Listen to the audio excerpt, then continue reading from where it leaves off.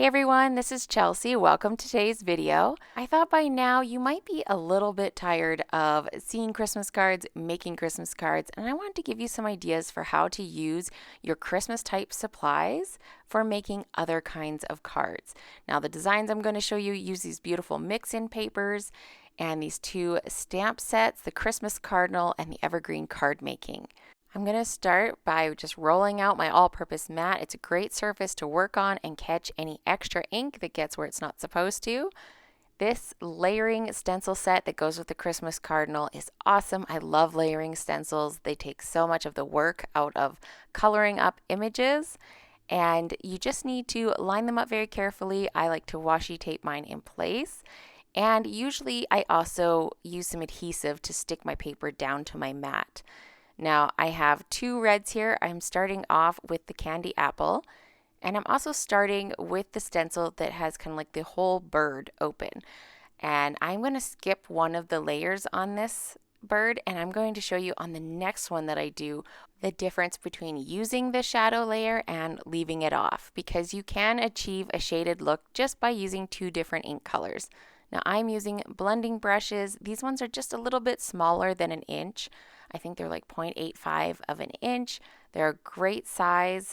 Even in this kind of smaller areas, I use 1/2 inch blending brushes, and those work great too. And I really like using blending brushes with these dye-based inks. They blend them out really nice. So you can see I went back and forth a little bit there between the darker red and the lighter red.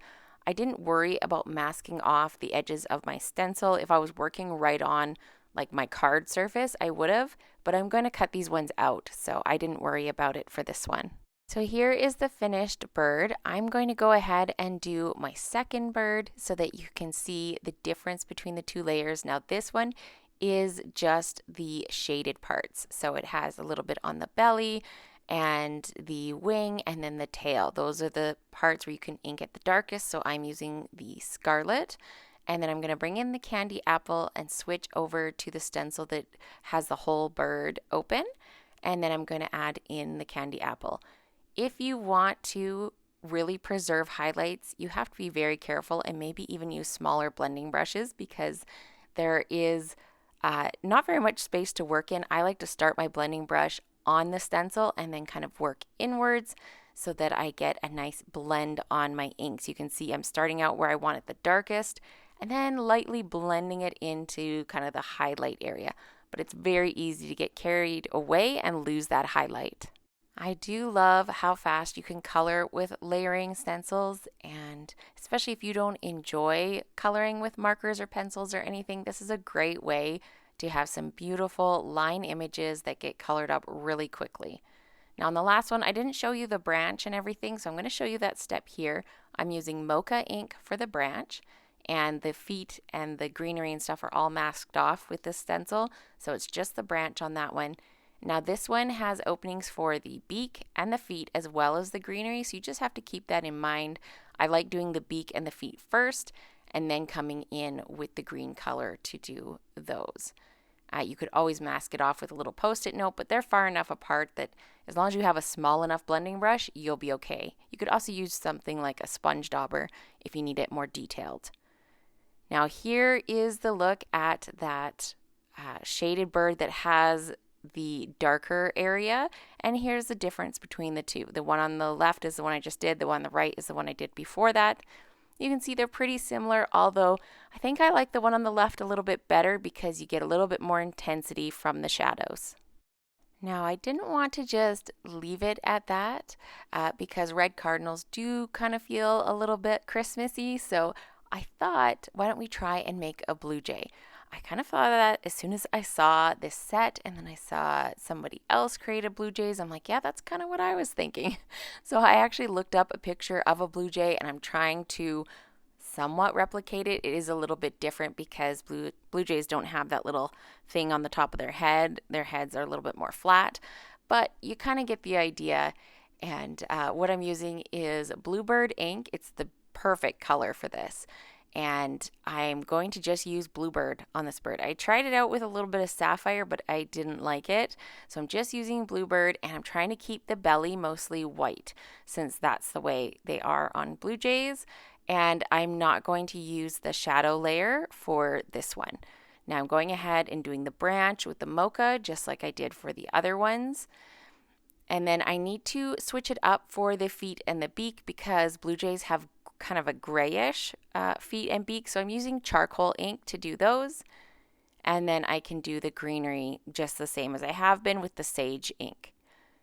Now there we go. There's my little version of a blue jay, but they don't have black on the bottom below their beak. So I grabbed a white gel pen and I was kind of flicking it in. I wasn't loving how that was looking, so I grabbed a white paint pen, tried filling it in with that.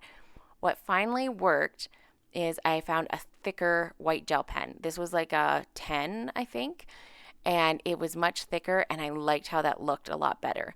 And hopefully when I show it up close, you can see how that looks. So the white on his chest I added with little kind of like stroking motions to add some feather texture. And in person you can actually see that even though it's like white on white. And then I also added some detail on the rest of his feathers there. And I really like how that turned out. Now you can see all three of my birds here. I am going to fussy cut them off camera because there is no coordinating die for this. And then we're going to put them together. Now, I am going to sneak peek you a couple of products that aren't out yet. So keep on watching until the end because I am going to show you one of the Stampin' Die sets and another die set that are coming out in January. So first off, I have little like stacks of white cardstock strips here. So what I wanted to do was pop up those wood pieces. So I stacked up 4 pieces of white cardstock underneath and then glued the wood grain paper on top so that I can have dimension without having to put foam tape under them. Once I have those stuck together, I'm going to do some stamping on the front of my card, so I'm just washi taping this down so it doesn't flip open. Now I've grabbed those trees from the Evergreen Cardmaking set. It's nice little row of trees. I love the detail on these. And I kind of want to do like an ombre tree background. So I'm starting with sage ink, and you can see all that lovely detail on the needles there. And now when I stamped this, I was like, ooh, I don't know about this. So I grabbed Rosemary for my next green. I'm like, okay, this is looking a little bit better. And then I was going to do another Rosemary, but there just wasn't enough room. So I grabbed pine ink and I did the pine ones at the bottom. So I kind of have this light, medium, dark green kind of cascading down here. And then I'm going to adhere these strips on either side, flush with the edges, and then I can put my Cardinal and my sentiment in the middle. Now we could go Christmas if we wanted to with this, but I'm going to use the Holding You in My Heart sentiment from the Christmas Cardinal stamp set. I love that there's some non-Christmas sentiments in that set. And you can see I stamped it there in black. And now I'm going to use the Evergreen Cardmaking Workshop and the dies in this set. So I have the pine cone with the Mocha cardstock base, the Acorn cardstock top layer, and then I have branches here in pine and sage. And you can see how I've kind of glued those branches together in like a couple of little clusters. For the kind of slightly less dark green, I used the light side of pine. I love that the Close to My Heart cardstock is two-toned, so you can get a lighter shade of the same color on the back side. It makes it really flexible and great for adding like highlights and shadows to things as well. I'm going to nestle these in beside my sentiment. I just wanted to kind of bulk it up a little bit and make it a little bit more of a big feature on my card. And when it comes to adhering, anything that is touching the wood grain paper will be glued down flat, and then wherever it hangs over the middle, it's on pop dots. So they sit nice and flat. This is my finished card. What do you think? I love how bold it is, how like outdoorsy, could be wintry. I didn't add snow or anything anywhere though. Now we're going to go on to the next one, and I've cut out this beautiful frame. This is the oval frame. There's a few of these left on the website, as well as this curved rectangle frame. Either one of those would work for this, and I really like the oval one. But both of those are still available on the website if you don't have them already. Then I took a white piece of cardstock and I trimmed off the corner so it would fit behind there. And then I have some pine cardstock and some of the pattern paper from the mix-ins on my card front. And now I'm going to start stamping down my background. So I was loving that tree background. So I stamped the first one in Rosemary, and then I stamped off on my scrap paper right here, and then stamped second generation Rosemary ink for some more trees in the background. I was debating if I should add some more trees because once I held the blue jay in front, it just seemed like there was a lot of white sky space. So I'm doing another little section of second generation trees just so I can put them up a little bit higher, cover a little bit more of the sky. And then I put my frame over there, and I still felt like I needed a little something more on the left-hand side. So I'm actually going to stamp in first generation. And I know it looks a little bit messy, but it won't matter once I get the frame stuck on there.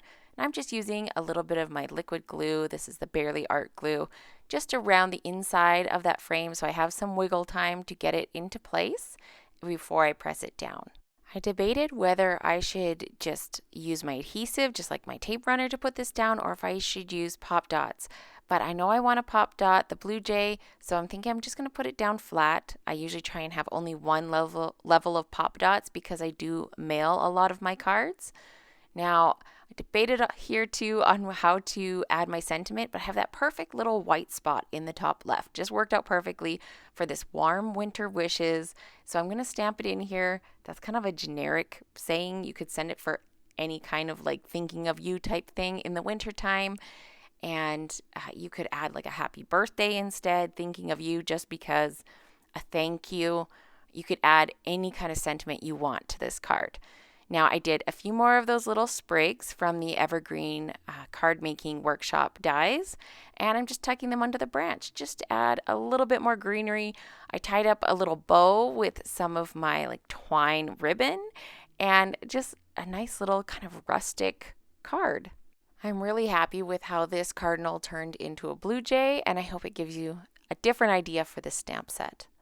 Now on to our last card. This is where you're going to get your sneak peeks of new products. I have all my pieces set out here. I'm going to do a window. Now this window is a new thing cut from Close to My Heart coming in January. I love the little stitching details. It has 9 little panels for the window, and it's a 3x3 die. So I have a piece of acetate here.